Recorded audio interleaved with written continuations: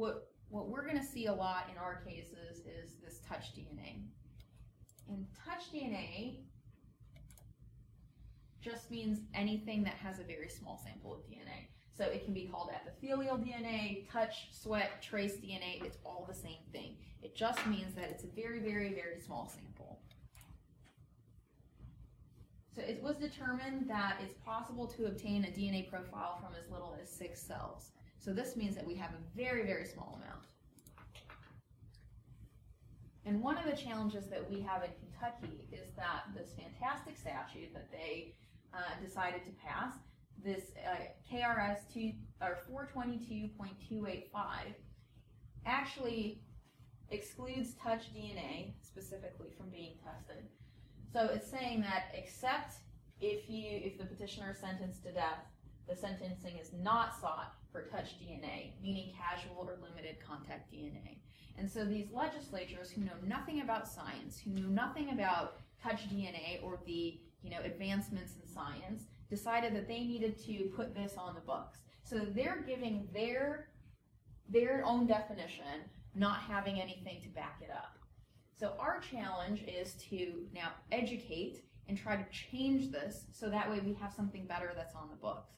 There's been so much change in the technology from 2013, right? 13 was when this came out, that this doesn't really mean much anymore. We can get a DNA profile from a very limited contact DNA source, right? Or what they think of as casual. So that is the problem with legislators writing things about forensic science that they don't understand. But we have some challenges when it comes to touch DNA also. So if we have a small sample of touch DNA, we can have a very, it can yield very low statistics. We may not be able to get a full profile out of it. Even though it says, 6 cells is enough, we may still not be able to get a good profile out of it. Maybe the sample wasn't enough.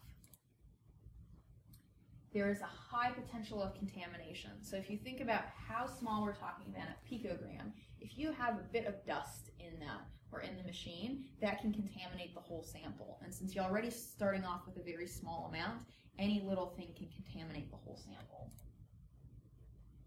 Then we have complex mixtures.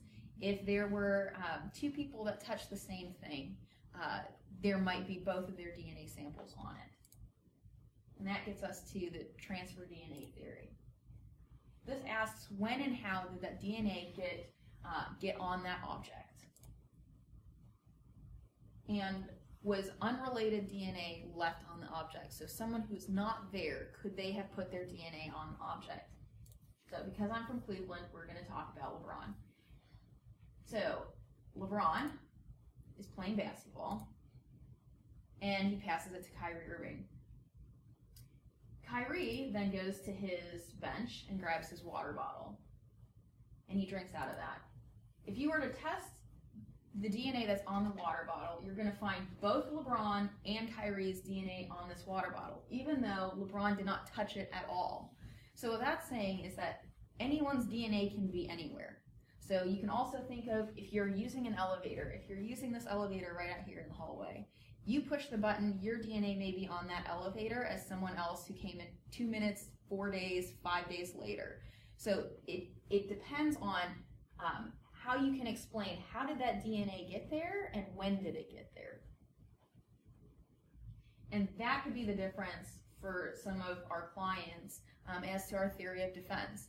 Maybe we're saying, yeah, their DNA is on there, yeah, that is their profile, but no, they were not there at the time that this murder happened or that this crime happened. Okay, let's talk about hair samples. So the shaft of the hair, which is anything that is visibly seen, does not contain any nuclear DNA. It does, however, contain the mitochondrial DNA. The nuclear DNA is stored in the follicle or in the root, which is below the scalp. For the mitochondrial DNA testing, you're going to use about 2 to 3 centimeters of the hair shaft cut away from the root. So, for example, if you have a hair that has the bulb or the follicle on there, you can do both testings on it. One for the nuclear DNA on the bulb and one for the mitochondrial DNA on the shaft of the hair. That's why it's important to leave at least enough room so that you can be able to test both. You don't want to ruin one sample by trying to get the other. Okay? It's the same process. It needs to be cleaned, like, dust removed, all of that. But the same process, those 8 steps that we talked about, the first 4 are the exact same. You need to get the sample, you need to get the DNA out of it, you need to copy it, you need to figure out how much is there, what is the purity of it. Then you sequence it, put it in this wonderful chart, and this is where you're going to get your analysis from. The problem with mitochondrial DNA testing in hair is that hair can be tampered with very easily. So if someone dyes their hair, or just by washing, blow drying, anything with heat can affect the sample that you're getting from the mitochondrial DNA. So another interesting thing about the follicle is that I've had judges before tell my clients that if they're going to do a drug test, say in 2 or 3 weeks, that they're not allowed to do anything with their hair except for wash it. So what the judge is saying is that you cannot dye your hair, you can't shave your head, you can't cut it, get rid of it in any way, because that could alter a test of the follicle to see if you're using drugs at that time. Okay, so that if there's a drug that goes through your system pretty quickly, there still might be traces of it in your hair follicles, and that's why the judge is asking for our clients not to alter their hair in any way. Let's talk about these databases. So in 2009, like we talked about, Kentucky became one of 47 states that decided that everyone who was convicted of a felony needed to put their DNA on file. So there has been discussion in years since then that they're going to put every arrestee's DNA on file. The problem with that is money, and no one wants to spend the time or the money to get a DNA sample from every single person who has been arrested for a crime. Right? We do not do DNA samples for people who are convicted of misdemeanors because we just don't have the money or the time, and really it shouldn't matter with misdemeanors. Okay? So there are some states, though, that very specifically said only certain felony offenses, or I'm sorry, some felony arrests will get some DNA samples from that. Others said that all felony arrests were going to get DNA samples from them. But here in Kentucky, you have to have the conviction in order to get the DNA sample. On the motion to enter a guilty plea, that is one specific criteria on the back. It says, because you have been convicted of this crime, a sample of DNA will be kept on file. That is something that they are agreeing to once they are entering the guilty plea. They cannot fight it. There's nothing that we can do to say, no, their DNA is not going to be on file. It's going to happen. Okay. One interesting case is this Maryland v. King, which happened in 2013, which said that the DNA collection from arrestees is part of police booking procedures and is reasonable under the Fourth Amendment. Okay. So here, in Kentucky, we're not too worried about the arrestees, but we may be moving in that direction. Another interesting thing is that once they passed this in 2009, they decided it was going to be effective retroactively, and they were trying to get the DNA samples from anyone who was convicted before 2009. That turned into a huge mess, and there was an extreme backlog. I don't know if they're caught up at all or what was happening with that, but that was a huge issue. Why and how are they going to find all of these people who were convicted of crimes before 2009 and get their DNA on file?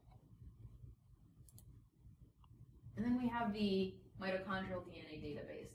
So this is a completely different database than the CODIS, and this contains only about 5,000 profiles. So these profiles are subdivided into 14 so-called racial subpopulations. So what they did is when they were collecting these samples, they went into different areas around the world in order to get these racial subpopulations. And then from there, they put them into certain categories. So once they are looking at the mitochondrial DNA and looking at this analysis, they're saying, okay, people with this type of mitochondrial DNA analysis would fall in one of these subpopulations. Then they can go and look at the maternal line to see if someone can be connected that way. Remember that this is not coming from the paternal, so it has to be the maternal line. That's where we're getting the mitochondrial DNA. If you really want to like geek out one day, if you're really interested in this website from the FBI explains how they got to the CODIS and how they decided to work on this mitochondrial DNA database and the downfalls of it and what they're trying to do in the future to improve this. So this is just something I put on there in case you want to look it up. It's very interesting if you want to geek out. And I think that's it.